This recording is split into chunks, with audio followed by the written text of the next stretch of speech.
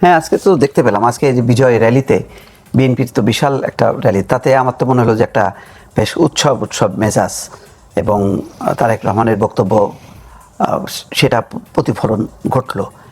তো সেই উৎসবের আবহাওয়াতে মানে যেহেতু রাজনৈতিক দলের একটা বড় প্রতিদ্বন্দ্বী আওয়ামী লীগ মাঠে নেই, সেই কারণে মানে বাকিদের ক্ষেত্রে এতটা বোঝা যাচ্ছে না, বাকিদের একটু মুখ শুকনো বোঝা যাচ্ছে যে তাদের দাবি পূরণ হয়নি।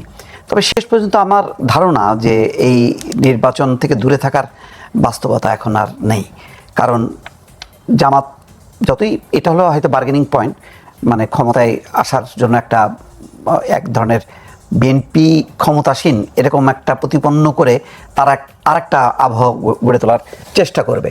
সুতরাং যতই গাইগুই করুক না কেন, আলটিমেটলি নির্বাচনের এটা থামানো সম্ভব হবে না।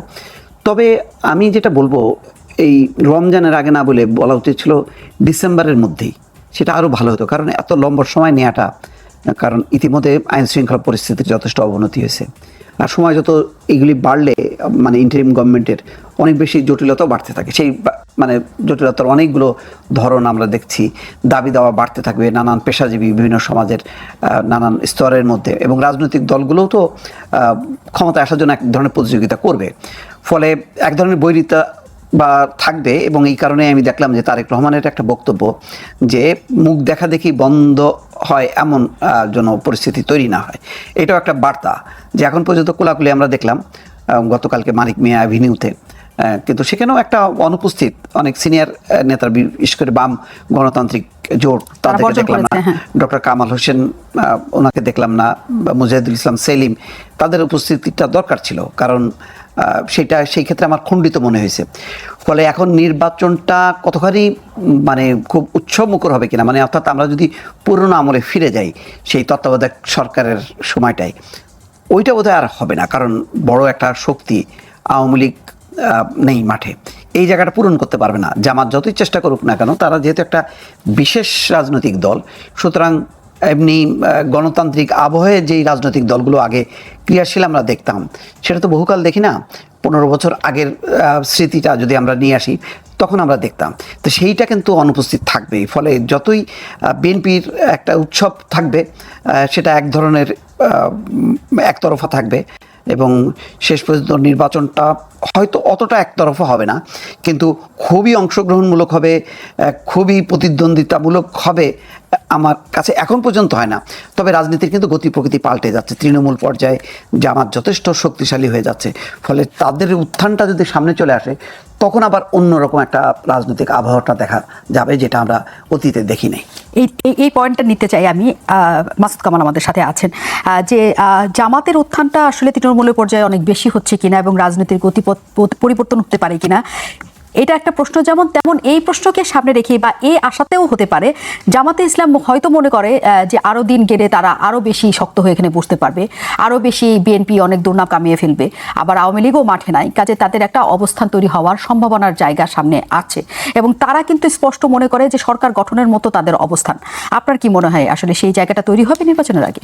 না, তারা যেটা মনে করে এটা তারা মনে করে। আমরা ছোটোবেলায় দেখতাম, বুঝছেন, ওই পরীক্ষার আগে যখন প্রিপারেশন ঠিকঠাক মতো না হইতো, তখন বলতাম যে পরীক্ষার ওদের 7 দিন পিছিয়ে যেত, এরপরে আমি এমন প্রিপারেশন নিতাম যে হায়েস্ট মার্কটা আমি পাইতাম। যদি 7 দিন পিছিয়েও যেত, আমি যা পাবার তাই পাইতাম। ওই 7 দিনে কিছু হয় না রে ভাই, এই ভোট 7 দিনে হয় না, 3 মাসে হয় না। 3 মাস পিছালেই ভোটের হাওয়া চেঞ্জ হয়ে যায় না। আমি অনেকে দেখেছি, আমি আমার খুব মানে ক্লোজ লাইন বলি আপনাকে, সে তার এলাকায় বিএনপি চাঁদাবাজি করতেছে, সে বলতেছে এইবার বিএনপি ক্ষমতায় আসতে পারবে না। আমি বলছি কেন পারবে না? কিন্তু এখন আমাদের এখানে বিএনপি কীরকম চাঁদাবাজি করতেছে, পোলাপান যে ছাত্র দল যুব দল করতেছে, বিএনপি এই লোককে ভোট দিবে না। আমি তুমি কী করবা? আমি বিএনপিকে ভোট দেবো না। আমি ভেরি গুড, কাকে দিবা? আর কথা বলতে পারে না, কারণ কাকে দেবে সে আর বলতে পারে না। তখন যখন তার কাছে বিকল্প হিসেবে জামাত আসে, তখন সে আর বলতে পারে না। বাংলাদেশের জামাতের এটি ইমেজ, এই ইমেজটা শুনতে খারাপ শোনা যেতে পারে। অনেকে বলে জামাতের এত লোক হয়েছে, আবার একজন লোক আমাকে এটাও বলছে জামাতের এত লোক হওয়ার মানে হলো গিয়া জামাতের সারা দেশে যত ভোট আছে সবগুলো এইগুলি, এই কটাই তাদের ভোট। তো এটি হলো রিয়েলিটি ভাই। মিটিং কত বড় হয় এটা দেখে আপনি বুঝতে পারবেন না যে সাধারণ মানুষের মধ্যে তাদের জনসমর্থন কি পরিমাণ আছে। জামাতের নামে আমি আজকে একটা কথা বলেছেন, তারা বলেছেন সংস্কার, বিচার, জুলাই সনদ, বাস্তবায়ন না হওয়া পর্যন্ত নির্বাচন হলে তারা মানবেন না, তারা আন্দোলনে যাবেন। এখন সংস্কার, বিচার সবগুলোই আসলে দীর্ঘমেয়াদী ঘটনা। দেখেন, হ্যাঁ। ওনারা যদি না মানেন নির্বাচন, হ্যাঁ। এটা কিন্তু সরকারের জন্য বিব্রতকর। বিব্রতকর এই কারণে যে জামাতও যদি ইলেকশনে না যায়, এই সরকার বহুত বেকায়দায় পড়ে যাবে এবং বিএনপিও বেকায়দায় পড়ে যাবে। কারণ আওয়ামী লীগ নাই, একতরফা তো আওয়ামী লীগ নাই, জামাতও নাই, তাহলে বিএনপি ইলেকশন করবে কার সঙ্গে? এনসিপির সঙ্গে? তো এটা ভাই কোনো বাস্তব পরিস্থিতি না। বাংলাদেশের ইলেকশনে আসলে 12টা বাজে গেছে।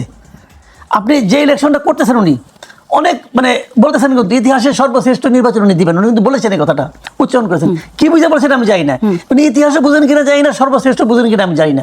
একটা নির্বাচন হতে যাচ্ছে, আপনি একটা কথা মাথায় রাখেন, বাংলাদেশে মিনিমাম 1 কোটি ভোটার আছে, মিনিমাম 1 কোটি ভোটার আছে যারা জীবনে কোনোদিন নৌকা মার্কা ছাড়া অন্য কোনো মার্কায় ভোট দেয় নাই। এদের জন্য আপনি কি বিকল্প রাখছেন?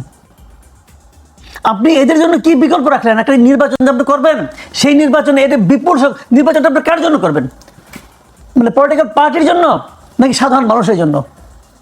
নির্বাচন যদি সাধারণ মানুষের জন্য হয়, আজকে এসি বলেছেন সাধারণ মানুষকে তারা সম্পৃক্ততা চান। যদি সাধারণ মানুষের জন্য নির্বাচন হয়, তাহলে যে মানুষগুলো যাকে ভোট দিতে চায় যখন সেই মার্কাটা ওখানে না পাবে, তাহলে এটা নির্বাচন হলো। এবং এই নির্বাচনটি বহুত বিপদে পড়বে গভর্নমেন্ট, এবং সবচেয়ে বড় বিপদে পড়বে যারা নির্বাচিত হয়ে আসবে তারা। সারা দুনিয়ার কাছে এই নির্বাচন কতটুকু গ্রহণযোগ্য হবে আমি জানি না, আমি বুঝতে পারি না। কারণ 2014 নির্বাচন করে আওয়ামী লীগ ক্ষমতায় আসছিল, ওই নির্বাচনটা খুব গ্রহণযোগ্য ছিল। ওই নির্বাচনের কথা যখন তারা নিজেরা উচ্চারণ করতো, খুব কি আনন্দের সঙ্গে উচ্চারণ করতো। তো এরকম একটা নির্বাচন আয়োজন করতে যাচ্ছেন ইউনূস সাহেব, এবং ভাবতেছেন যে ইতিহাসের সর্বশ্রেষ্ঠ নির্বাচন উনি করে ফেলাবেন। কিন্তু কেন করবেন ভাই? কিন্তু এই যে প্রেক্ষিত এখন চলছে, তাতে আওয়ামী লীগকে নির্বাচনের জন্য অনুমতি দেওয়াও কি আসলে অন্যরা মানবে? এটা তো আমি বলতে পারবো না।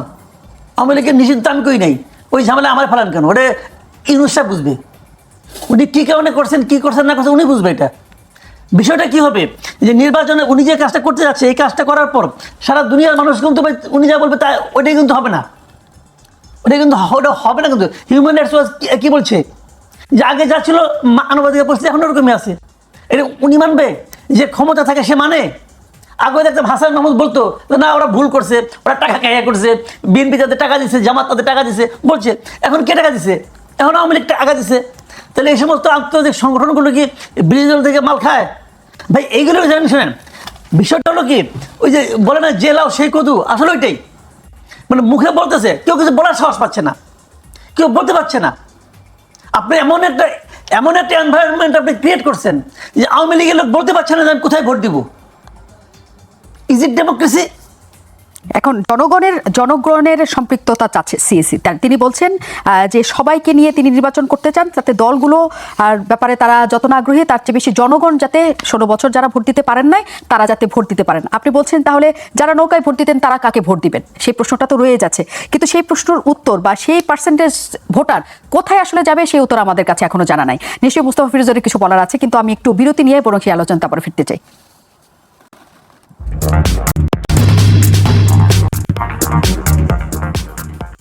অনেক ধন্যবাদ দর্শক আমাদের সাথে থাকার জন্য। সবাই আছেন আর কেবল নিবেদিত প্রশ্নগুলো সহজ অনুষ্ঠানে। নাজিম মুনি আপনাদের সাথে আছি, আমাদের সাথে অতিথিরা আছেন। আমরা আলোচনা করছিলাম নির্বাচনকে গ্রহণযোগ্য সকলের সম্পৃক্ততা চাচ্ছে নির্বাচন কমিশন। একই সাথে ফেব্রুয়ারিতে নির্বাচন হচ্ছে, কিন্তু রাজনৈতিক দলগুলো যে পরিস্থিতি আমরা দেখছি তাতে আসলে ফেব্রুয়ারিতে নির্বাচনের ক্ষেত্রে রাজনৈতিক দলগুলোই সেখানে বিপদ ডেকে আনবে কিনা সেই প্রশ্নকে সামনে রেখে মুস্তাফা ফিরোজ, আমরা আসলে যে মাসুদ কামাল যে কথাগুলি বলছিলেন যে আপনি আওয়ামী লীগের ভোটাররা কই যাবে, মানে তারা কাকে ভোট দিবে, যে সংকটটা আমরা দেখেছি আওয়ামী লীগের 18 নির্বাচন 24 নির্বাচনে, যে ভোটাররা ভোট কেন্দ্রে যায় নাই কারণ তাদের হাতে আর কোনো বিকল্প ছিল না। হ্যাঁ, এবং